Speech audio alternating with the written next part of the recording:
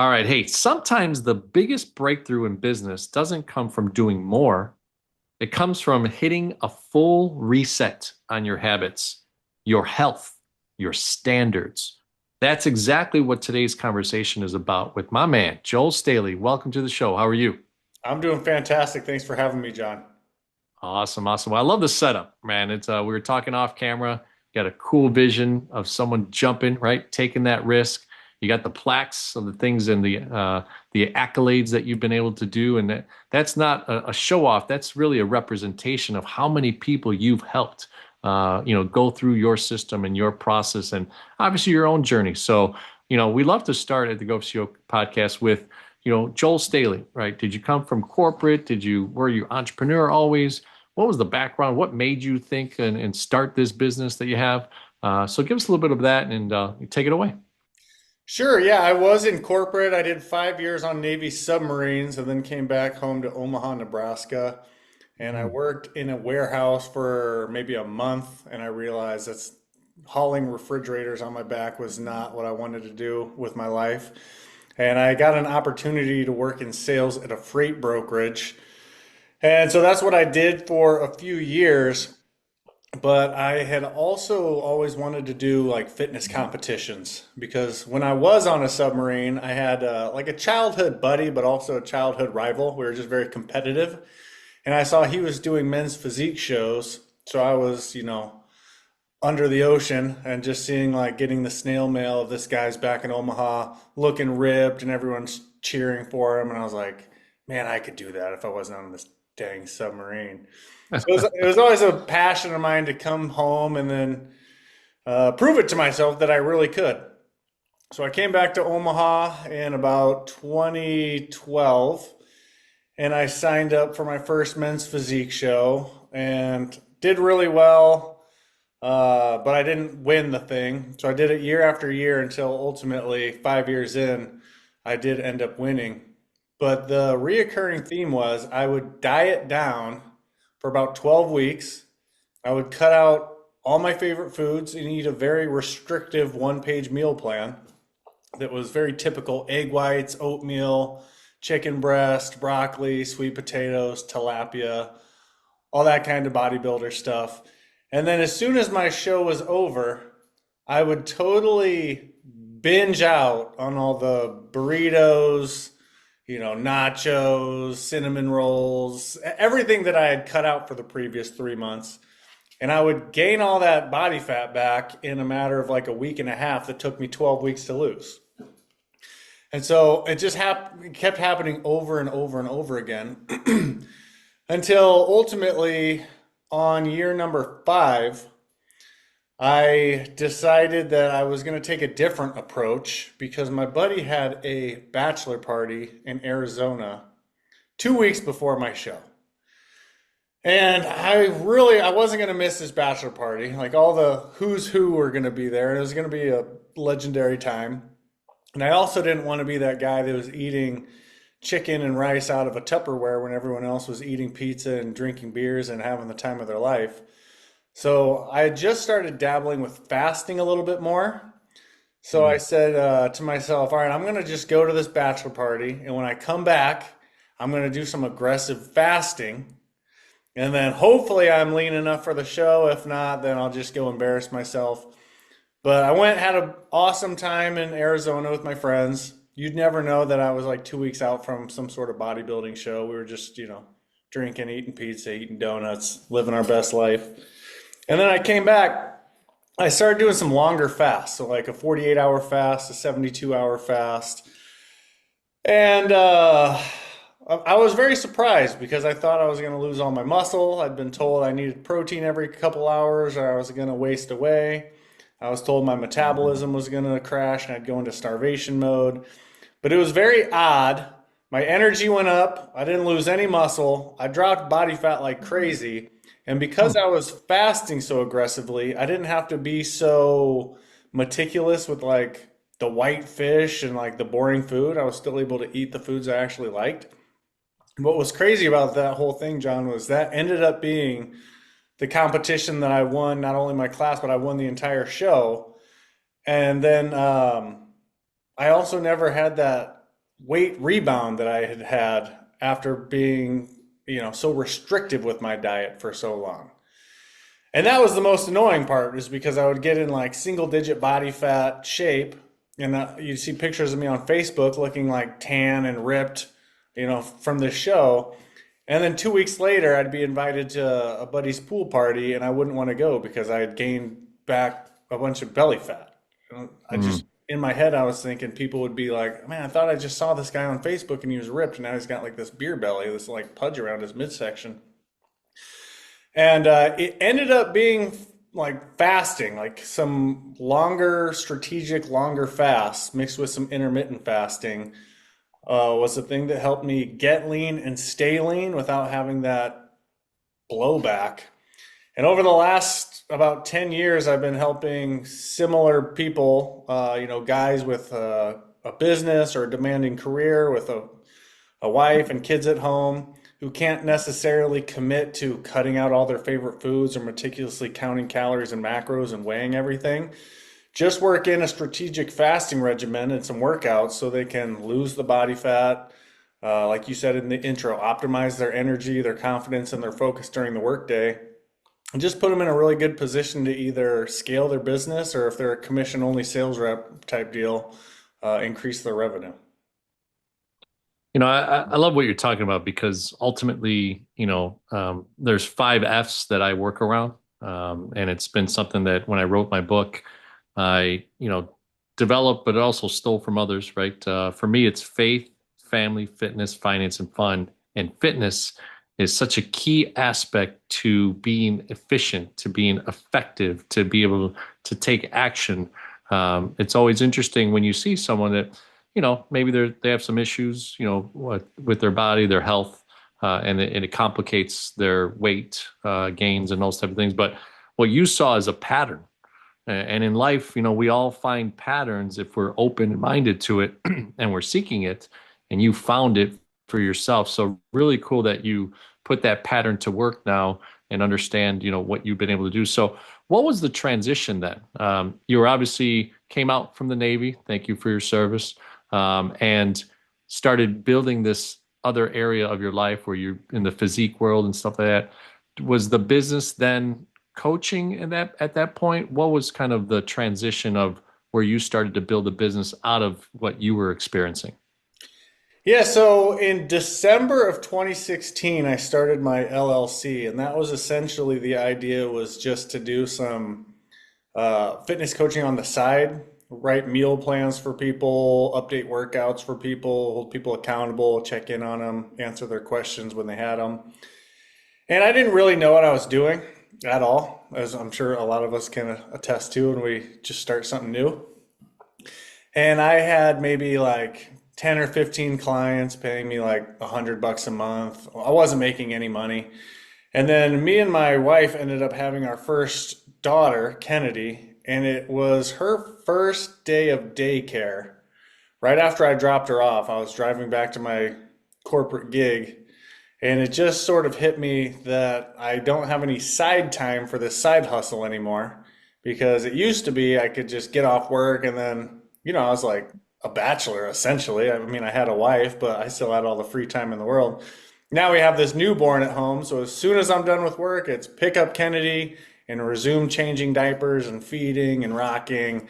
And I had almost this like borderline anxiety attack. It wasn't like totally, I didn't think I was having a heart attack or anything like that, but it was just this overwhelming sense of how am I ever gonna get any of this stuff done now?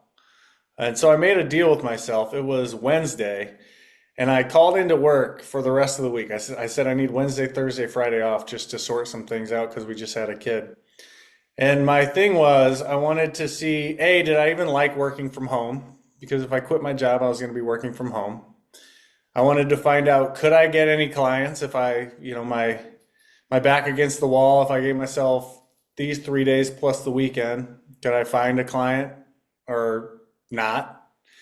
And if both those things worked out the way I wanted to, my plan was I was going to quit on Monday. So I called in Wednesday, worked. The next day, was Thursday, happened to be Valentine's Day, February 14th of 2020. And I acted like I was going to work, and I just ended up going to the gym until my wife left. I didn't tell my wife any of this because obviously, pretty much, John, I'd been leaving clues for the last year that I really wanted to leave my corporate job, but because I made six figures and we had a mortgage and now a kid in daycare, she was not super receptive to the whole idea, especially because I wasn't making any money at it. So I left for the gym, got a workout in, waited for my wife to leave, came home and started working. And then right away in the morning, I got a call from the owner of the company I worked for. Super cool guy, but he was like, "Hey, where are you this week?" I was like, "Oh, I got it cleared with, this person. I'm just taking the rest of the week off, tie up some loose ends, before I come back Monday." He's like, "All right, well, when you come in Monday, come stop in my office. I want to talk to you about something." And so in my head, I'm thinking, all right, man, I'm gonna walk into the office to get fired on Monday, and that just totally messes up my whole plan of quitting my job to pursue my passion, this big dream that I built up in my head. And so I was like, yeah, you know what, Matt? Now that I've got you, man, I've been meaning to talk to you. I think it's time to either, kind of crap or get off the pot with this whole fitness coaching thing. So I think, man, I got to put my 2 weeks in. And Matt was like, "Oh no, man, don't do that. What I was going to talk to you about Monday is we just put in this gym in the corporate office, and like half the people that work here are paying you to coach them anyway. So like, why don't you just be like the company's personal trainer, and you can Hmm. work out of our gym and just train everyone, and I'll just pay you the same salary." And I thanked him. I was like, "Man, that's really nice, but at the end of the day, it's the same type of prison, like mental prison I feel like I'm in, where I'm tied to this one location and I have to go get cleared to do anything I want. And like, it's very nice of you, and I'll always be grateful for that gesture, but I think I gotta like go out and build my own thing." And so, yeah, I was like, "Man, why'd you have to call today on Valentine's Day?" And he's like, "Oh, just don't tell Amy till tomorrow." Then he goes and tells everyone at the office. So my wife ended up figuring out on Valentine's Day anyway, just not through me, that I quit my corporate job on a whim to pursue this. But she eventually got over it. And then what was funny is the timing just ended up being perfect because it was right when COVID, it was like a month before COVID ended up happening. Everyone was stuck at home. Their gyms were closed down. They were, getting fat because they were stuck at home and just going to the kitchen every 10 minutes, and then also getting pumped with stimulus checks. So then all of a sudden my business kind of skyrocketed. Um, Mhm. yeah, and the rest is kind of history. Wow. What an incredible like moment in time, right? You take a decision that you've been kind of boiling through and just thinking about, man, you're not comfortable. You're feeling like, hey, having some success, but it's not really the edge, the place that I need to be. And you gave yourself a 5 day countdown. And then your boss of bosses, right? The president, the owner of the company calls you. And what an intriguing scenario, right? I mean, many people would have jumped at, okay, wait, hold on a second. Did you just say I don't have to do my current job, but I could stay at the company, make the same exact money, and do what I love, just for one company? It's an interesting dynamic that happened, and kudos to you. I mean, obviously, there could have been maybe some dynamics of how to work that out and negotiate some freedom out of it, but you still had that conviction. You had that strength behind you to say, hey, no matter what, I'm going to make it. So, what was that next 60, 90, 120 days? You said, and it's an interesting time, right? COVID hits, we're all in shutdown. Had you already planned out some social media stuff? Had you been recording and already had maybe some content?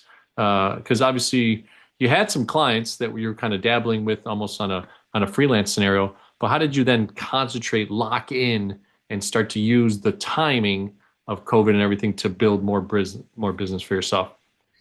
Yeah, so at first you would think, I mean, just logically, someone in that scenario would be crapping their pants or extremely nervous. But honestly, I felt this. overwhelming sense of relief because I thought, man, Mm. I did the hard part. Like I burned the boats. Now we just gotta figure it out. So it's very counterintuitive, but I felt this freedom. I wasn't really thinking about where's all this money that I need going to come from. I was like, ah, that'll work itself out. I knocked over that first big domino. Everything else will work out. So I was just like sending people messages on Instagram. Yeah, I was posting like a little bit of content. It wasn't like as easy or as cool as it is now on Instagram. It was very, not many people were posting, so you could get away with anything. I posted on YouTube and stuff.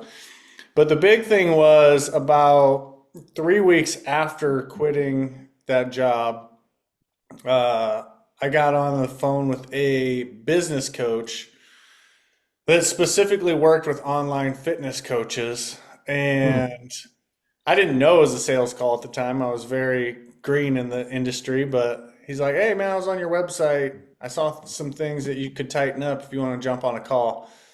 Jumped on a call with him, took me through his whole sales process, just closed me like it was his job, which it was. So ended up paying him $5,800 of like the $7,000 I had signed up, and that was just another kind of reinforcement of, hey, we're going all in, we're burning the boats. I think this guy can help me. If not, it'll be an expensive lesson.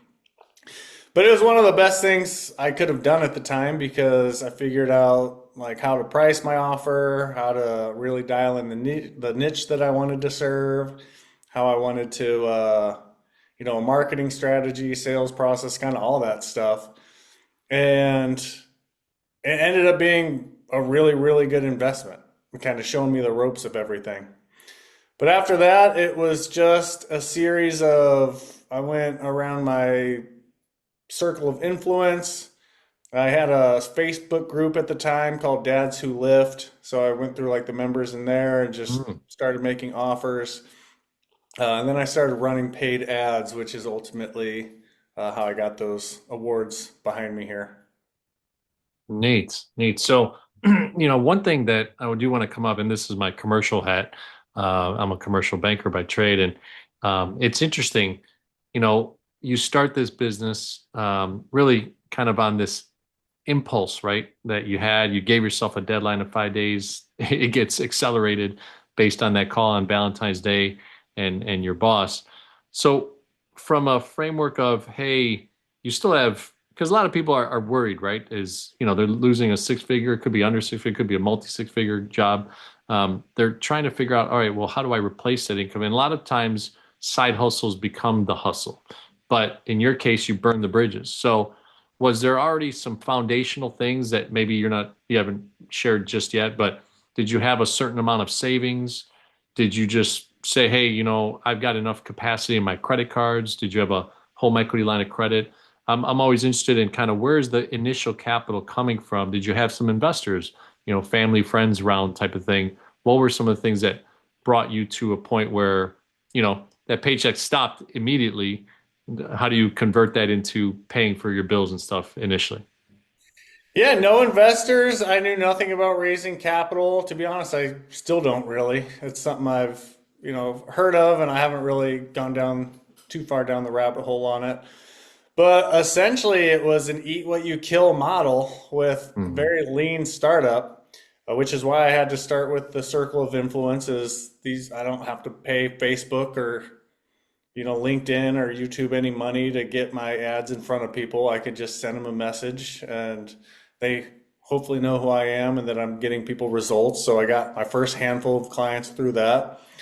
And then once I started working with them, getting referrals from them, and ultimately, once I got into paid ads, which was fairly quickly, and keep in mind that it's a little bit different now, but this was during a time when running Facebook ads was kind of newer, and you could easily spend $100 a day on Meta and get $300 back. So it Mm. was at the time, I thought, man, I have business figured out. Business is really easy. I give Facebook $100. They give me maybe like five sales calls. I end up working with two of those people, and then I get like a 4x ROI or whatever it is. Like simple. Uh, and then as you, of course, progress through the years, things change and you learn things. And there was a lot of things I was doing that, like, I probably had a money mindset issue where once I did start making really good money, I was hiring like coaches and essentially finding ways to burn money just so maybe I didn't keep it. It's a weird mindset thing. But Mm. I was paying like three people to do a one person's job that honestly I probably could have just done. I just felt like if I'm charging this for coaching, well, then I should have this and that and the other, which was my own mindset issue. But no, I didn't have to take on any capital. Which was very nice. And I also didn't have a savings. I didn't have to do a HELOC, anything like that. It was pretty much just build this thing lean and mean and figure it out as we go. So, you know, in that scenario, right, just to go a little bit deeper, you had already had some traction, right, with some side hustle coaching that you were doing.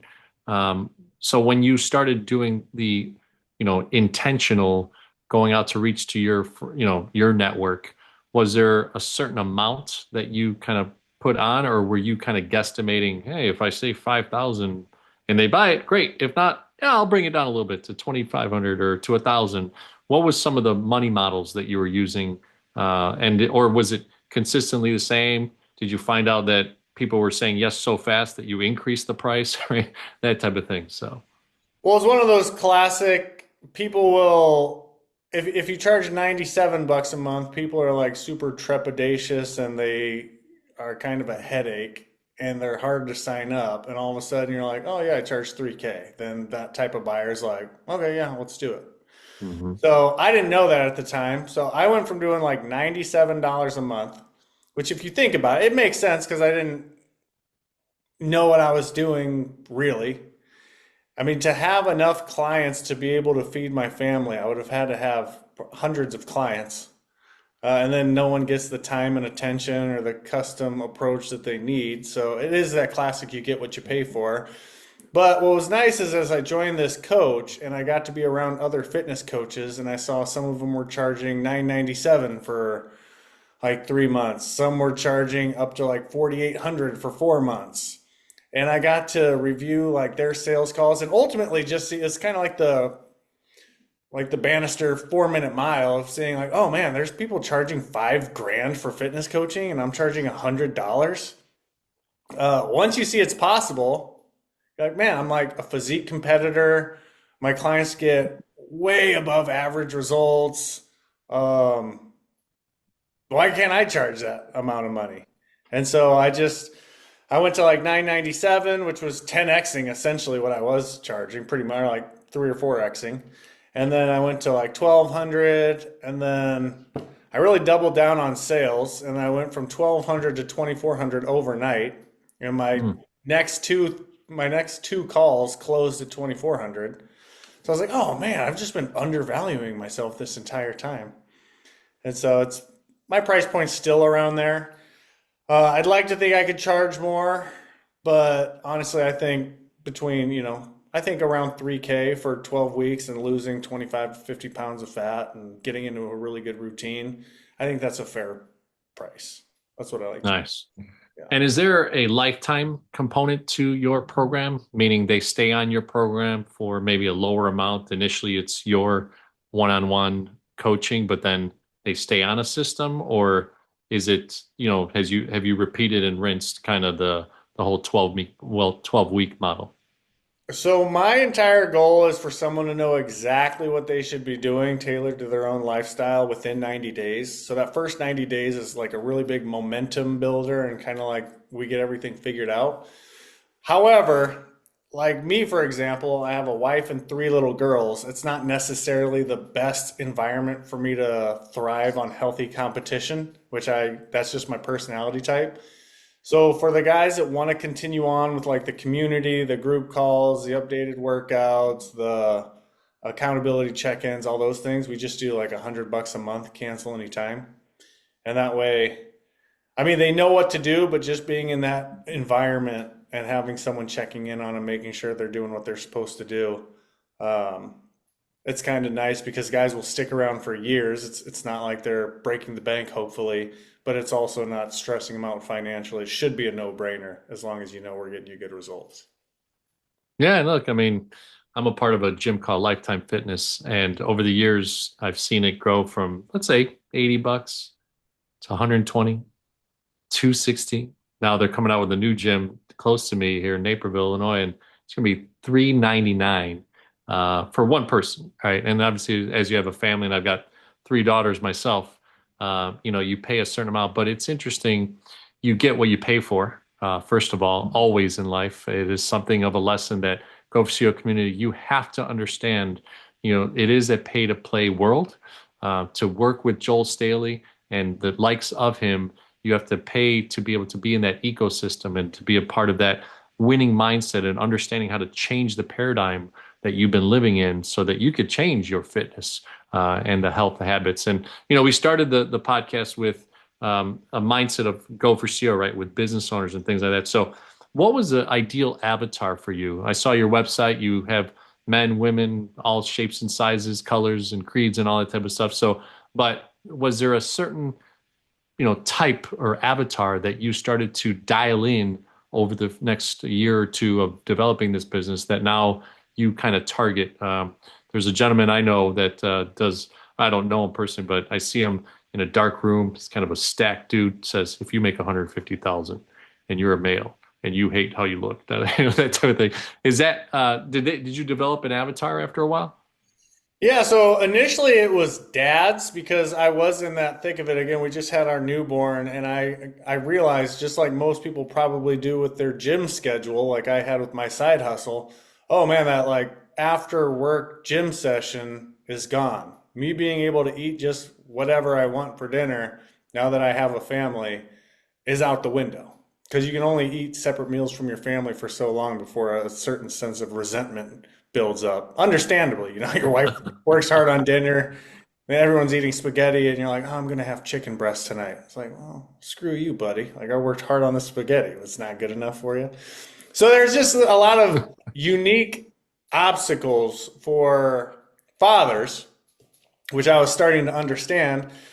And especially my fasting approach worked very well because, like, instead of having a demanding day at the office and coming home and having to not only eat like six perfectly prepped meals a day out of a Tupperware, but track it and log it. These are things that make sense if you're going to be on stage in a few months, but it's really not a sustainable solution for anyone that's looking to lose body fat and like sustain the results. So ultimately, I figured fathers, especially like business owners who understand the value in investing in yourself, and that, like you were just saying, you get what you pay for, and then like commission only sales reps, pretty much people that were in that eat what they kill mentality that understand, all right, if I don't take care of myself, then my energy's lacking. The way I feel about myself and my clothes, my confidence is lacking, my focus is lacking. I'm just kind of going through the motions. Whereas when I'm dialed in, my family life is better, my business gets better, I feel better about myself, I have more energy at the end of the day to pour into my family. Those are my people. So typically guys in their 40s and 50s that run businesses or have some sort of commission based sales role that have a family that understand the importance of a good plan, accountability, and a like-minded community to hold you to a certain standard.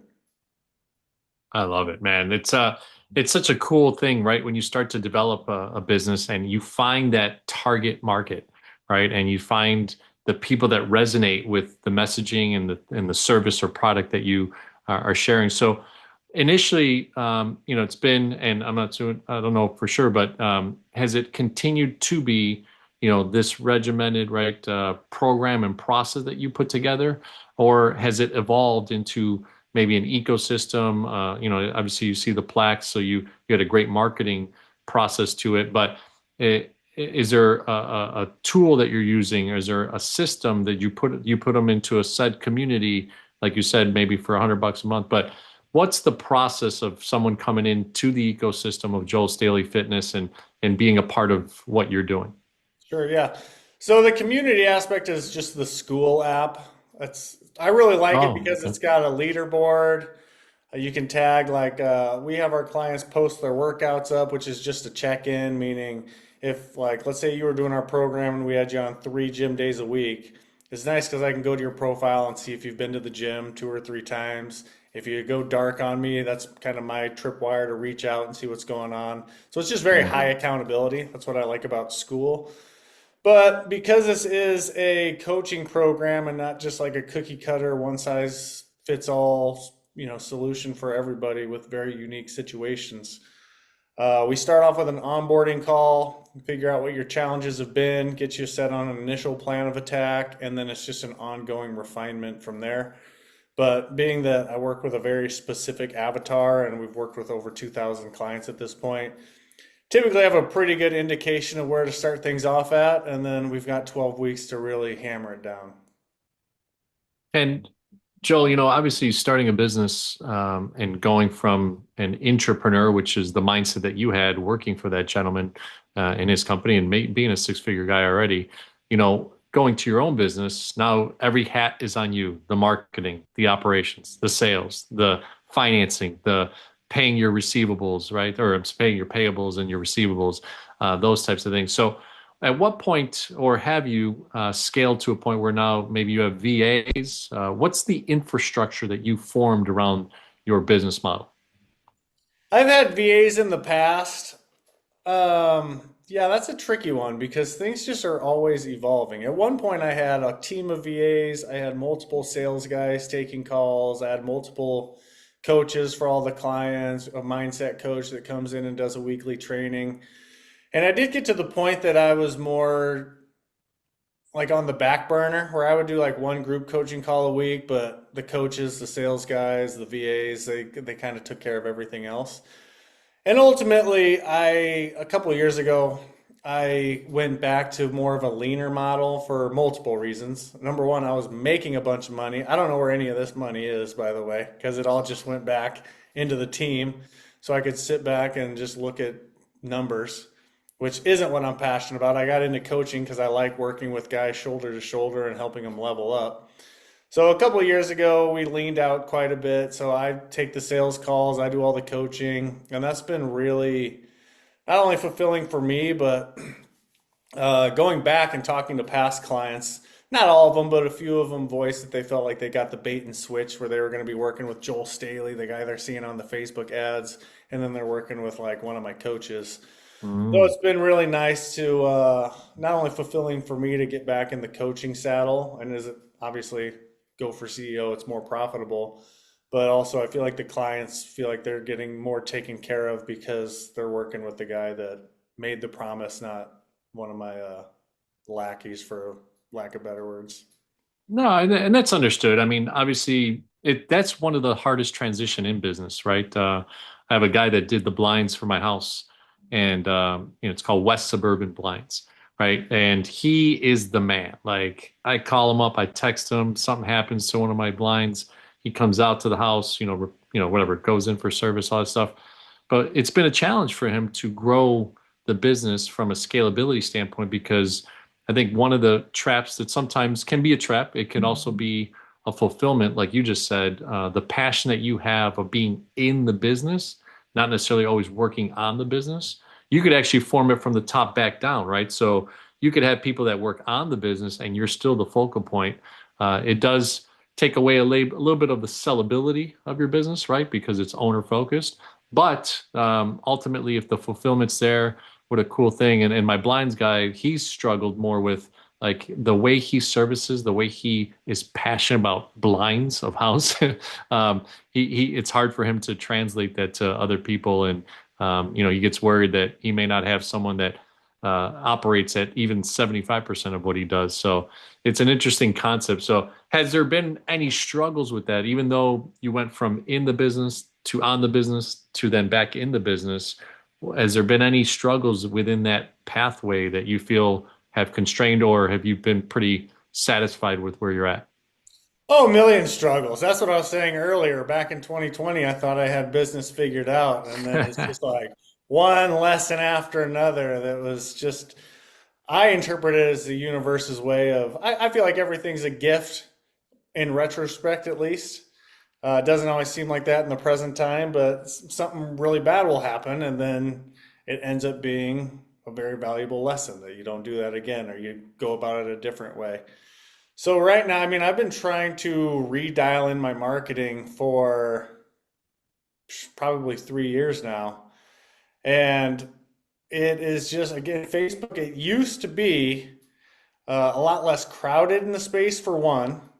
I think coaching, because it is such a low barrier to entry, that a lot of people have gotten a bad taste in their mouth because they've worked with essentially me from 2016, who's charging $97 a month because I don't really know what I'm doing that great.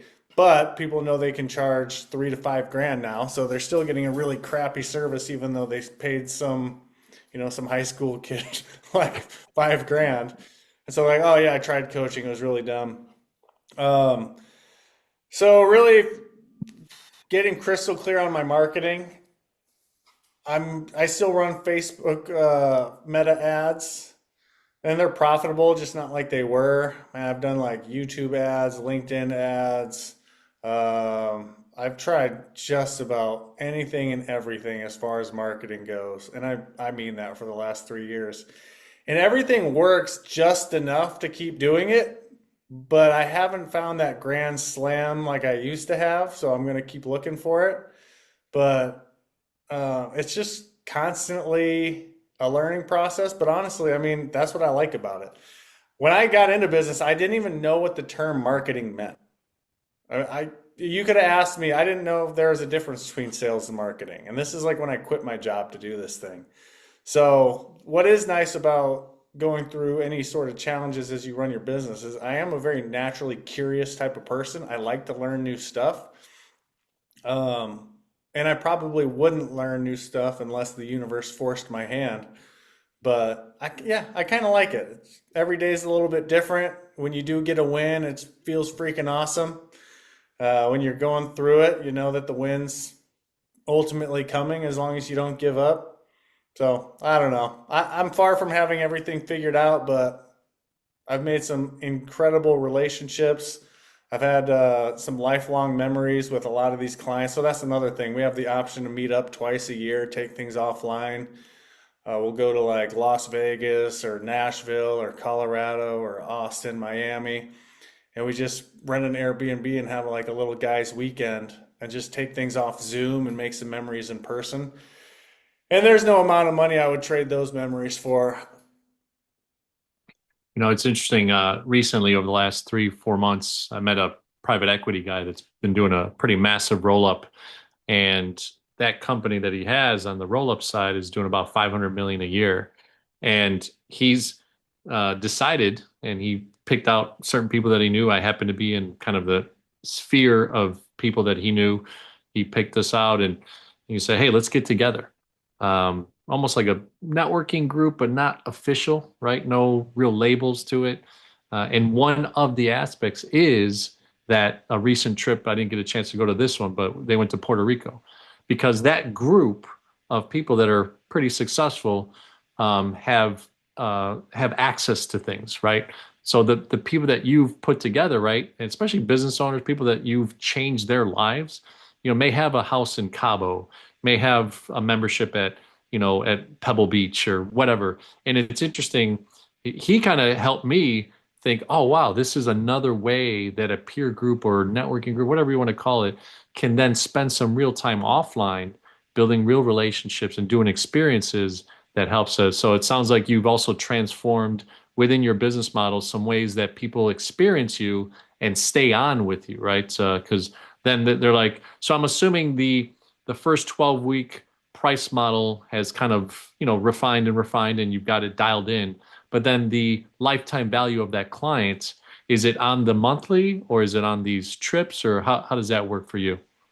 Mostly the monthly. So I do have another group called the Winner Circle, and that's really just for like the like the cream of the crop of guys that go through the initial 90-day program, and they're just cut from a different cloth.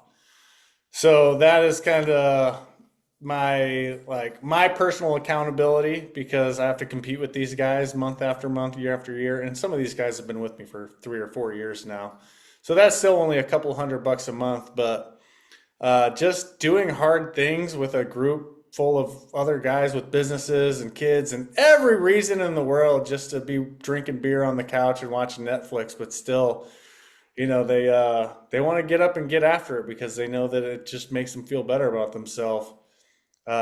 When you can meet up with like a big group of like 15 of those guys and like let's say Miami and you got a pool in the backyard and you're going out to nice restaurants eating steaks and just like talking business, talking about family, talking about goals, talking about standards.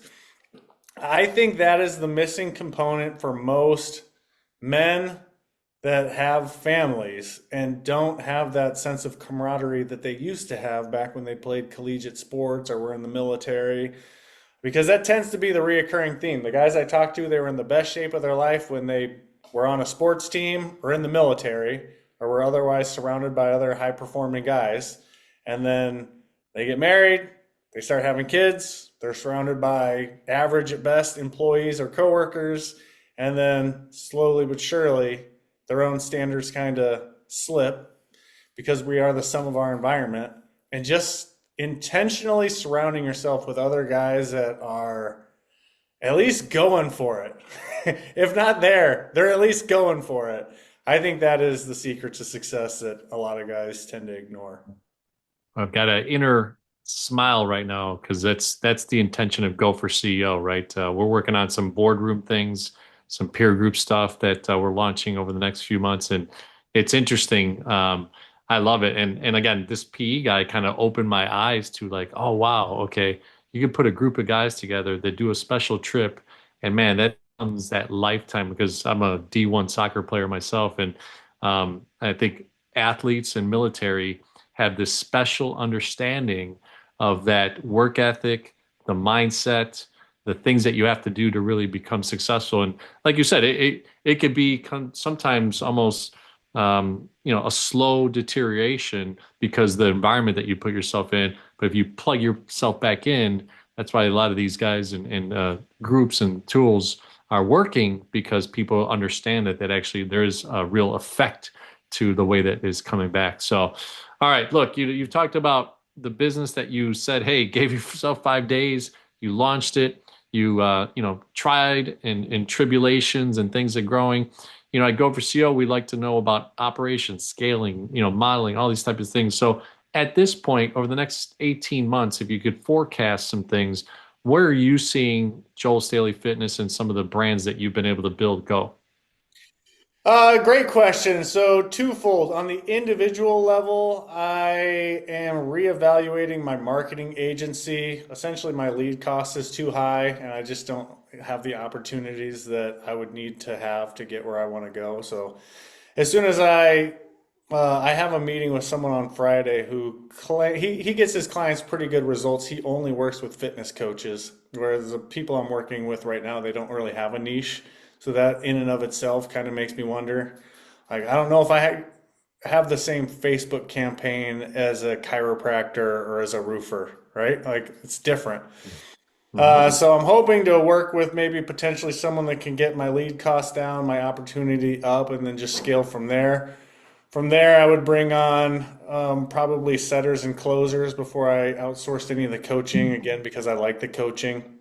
And man, I'm really shooting myself in the foot. I've had some big deals come through the program over the last few years that I did not have the chance to build that relationship with. I mean, we had the Attorney General of Nebraska go through my program a few Mm. years ago, and I just thought he was some attorney. And it's like, man, I had the opportunity to like really get to know this guy on a personal level. And you can imagine, like you said, you work with some guys that run big deal companies, and I'm just treating them like any, you know, other client. Where, yeah, so I feel like that was a missed opportunity on my end. But to answer your question, I've really only been passionate about two things outside of like my family and health and stuff like that. And that's fitness and sales. In 2026, my goal is to start working with some smaller sales teams, like 10 to 50 reps, and put them through a similar program as this one with the intention of if sales is a transfer of energy, like most of us believe it is, it's just common sense that your sales team is not going to perform to the level they could be if they're hungover, if their sleep quality isn't dialed in, if they're driving through Dunkin' Donuts on the way to the office. Um, so by looking at their performance habits outside of the office, just like an athlete, I have just seen way too many times for it to be a coincidence. When you dial all those things in, you just end up crushing it throughout the workday because you have more energy, you feel good, you look confident. You can go walk into a business and not feel like everyone's judging you because you feel like you're the freaking man. And so that is my goal is to, instead of the one-on-one, which isn't going anywhere because that is kind of like my bread and butter, what I've always done. My goal here in the very short time period is to start working more with like teams and getting that same community aspect, but being able to have that metric of here's what our revenue and what our KPIs looked like before we were optimized, and now here's what we're doing. Because I think Mhm. once people have that data and it's very tangible, they could just look at, then dialing this stuff outside of the office is going to be a no-brainer for them. So I'm curious, we can dive a little bit deeper here. Will it be an on-premise program or will it be online or some sort of one-to-many situation? What's your thoughts? Yeah, so it is a 90-day program and it's three different segments. The first segment is like personal standards, like at home life. So like personal performance. The second 30 days is professional performance, and then the third 30 days is the like culture and leadership aspect, taking ownership that these are my new standards and I'm not going to slip even if I don't necessarily have a coach here holding me accountable. So the one-to-ones will be online, but even if a company's out of state or across the country or what have you, each 30-day segment starts off with like a 90-minute keynote, just so people understand why the stuff that we're about to do over the next 30 days is important. So it's a little bit of a mixture. It's like one-to-many coaching and then having that personal one-to-one touch. If someone's across the country, we can do all that via Zoom. Nate, Nate. No, I'm excited. I mean, I've got so we'll talk offline. We've got some things that are in very similar alignment. And part of the book is you have to assess where you're at, ladies and gentlemen. Go for so community. If you read my book, that first chapter is really about assessing, right? Faith, family, fitness, finance, and fun. These are five areas of your life that, like Joel, has really affected the fitness side, but he's also really mentally also looking at how he affected and tweaked his family life, right? Having three daughters is no easy task, as I know myself. And creating that assessment opportunity, takes a step back. And then, aligning yourself with the right people, aligning yourself with the Joel Staleys of the world, to be in his ecosystem, to be a part of his community, to be a part of that program that allows you to go in a 90-day steps and have 30-day intentional ways of doing things. That lends itself to accountability. And the last one is taking action, right? So awesome, awesome stuff. So, Joe, we like to end our interviews with CEO, right? Client experience, engagement, and operational excellence. And I'll review the other two. But for client experience, if you think about the brand, Joel Staley Fitness and your other brands, what should someone expect from a value proposition? If you break it down in 60 seconds, what is the client experience that you're expecting people to come through? Being recruited onto the winning team. I mean, that's really what it is. Again, why we work so well with like ex-athletes, military sales guys is because they are naturally competitive. And I think a quick, like a slow death is not having that competition. And when you're not competing, it's just very natural for your own standards to slip because you're not measuring your efforts or your results against anybody. So when you're in a small, tight-knit community of other guys that run businesses or have sales careers, they have families, and you're not only being able to compete on who's waking up early and who's not, who's getting the gym in and who's not, who's fasting, who's not, who's eating good, who's not, but also You're seeing guys take their wife out on date nights. You're seeing Mhm. their, dads taking their daughters out on daddy-daughter date nights. And when it's just that close to you, it's very apparent of, oh man, I haven't taken my daughters out on a daddy-daughter date night in months. Like that's an area I'm slipping in. I would not be privy to if I wasn't in this environment. So just a reevaluation of standards and being on a team that it's that dichotomy of we're competitive, everyone wants to be the best, but we all know a rising tide lifts all ships too. So we want to like win together, and we do that by competing against each other. I love it. I love it. Well, great breakdown, right, of what that client experience could potentially be for someone watching this and being a part of your programs. Now, the second one is E for engagement, and this is very personal, right? You mentioned you really enjoy these getaways with your clients, but how does your family, your clients, your vendors, the people you deal with, how should they look at when they deal with Joel Staley, right? The engaging side. Are you a trips guy only? Do you like events? Are you a breaking bread, or do you break it up? I just had my last guest say that with his family, he likes doing certain things engagement. With his people on the business world, he likes doing different things. What's it like for you in the engagement side? Well, that's what I really like your five F's, especially the last one. I think a lot of people forget about fun. And it's one thing to go to an event and everyone's journaling and writing how we can get better and this, that, and the other thing. I think the type of guy I work with, very type A, we already do that naturally anyway. We're naturally hard on ourselves and we always want to be better and we're never where we want to be because we're always looking at that next level. Uh, so I really like the fun aspect. If we're gonna hang out on a boys trip in Vegas or Miami or Austin or wherever it ends up being, I don't I do want you to come back a better man for it, but I also want to make some memories that are like, man, I almost forgot what it was like to have a guys' weekend with just the boys and not have to watch Bluey or, Love is Blind or, whatever you're stuck watching in your everyday life. Like to go out there and eat a steak and drink some whiskey with all your buddies that you're just crushing goals with. I So love it. I hope if I'm in someone's life that I'm making them like be more fun and have some experiences they otherwise wouldn't have. Oh yeah, that's awesome. I think it's so fun and relatable, right? Especially when you have a specific avatar. It's so when you get into community and you get into talking, you're like experiencing the same thing, and it's really reminds you that you're never alone, right? You're never alone in this journey. It could be different ethnicities, backgrounds, places that we're at. But man, a dad of three girls, a dad of one girl, a dad of this, a dad of that, like a dad of a career. It's similar things that we're going through, and it's a really cool thing to know that you can kind of have this engaging scenario. And thanks for sharing kind of how people would engage with you. So, last one is operational excellence, right? From a business standpoint, what tools are you using? Are you also incorporating AI, which is obviously the hot topic the last, year or two? Is there Monday.com? Like, how do you stay organized? What are some of the ways that you run your business from an operational standpoint? Operationally, I just try to have systems in place where, like time blocking, I do the same things at the same time a lot of the time, like check in with clients at certain times. Yeah, I definitely use AI for, like, I wrote a book about a year and a half ago called The Total Reset.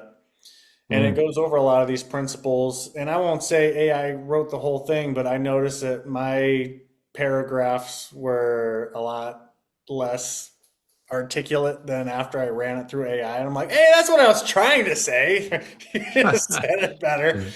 Yeah. So yeah, some content I'll use AI on, but not overly because I don't want to sound robotic. And honestly, I think that I honestly kind of have AI fatigue when I see someone is obviously running all of their content through ChatGPT. It's like, okay, dude, that doesn't even sound like you. But I try to just keep things simple. It's very easy to get overly complex when it comes to operations, and I think like especially you want to stay ahead of the curve, so you want to feel like you're doing the most.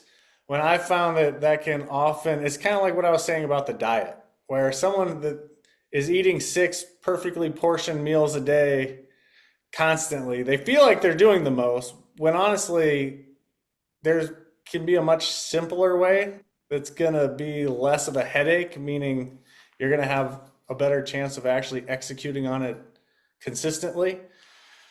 So the other thing is just delegating, like media buying, and there's just certain things I can't stay on top of the latest marketing trends. It's constantly changing week after week.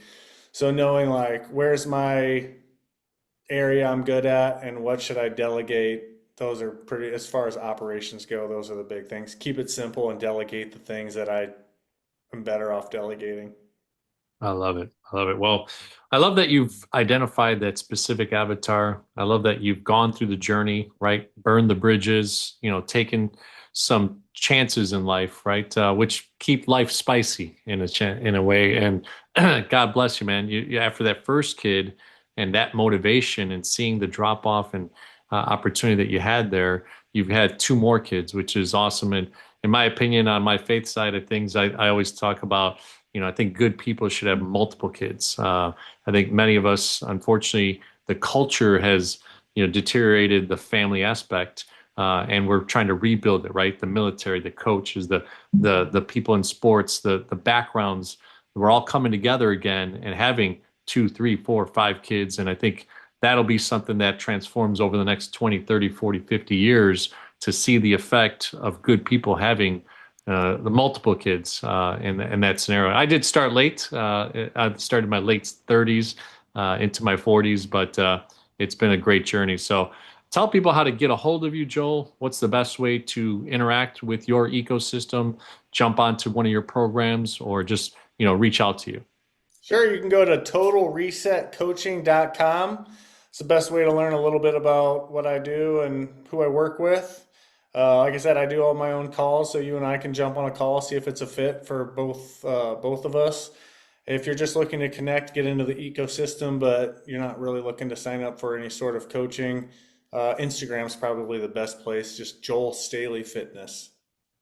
All right, awesome, awesome. Well, hey, Golf Show community, and if you're just watching the show here, but you've gotten a ton of nuggets, right? Really valuable information, become a subscriber, be a part of the community. Also, pick up the book, The 4A Formula, Untangle Any Challenge, and Think Like a CEO. It's attributes of competencies and things that I talk about, the 5Fs: faith, family, fitness, finance, and fun, how we put a formula together so that you can framework that over your life in any one of those areas. And then great takes from guys like Joel Staley on our bonus chapters talking about how they think like a CEO. So thanks so much, Joel, for coming on the Go for CEO channel, and we look forward to having you in the future as well. Thanks for having me, John. Awesome, brother.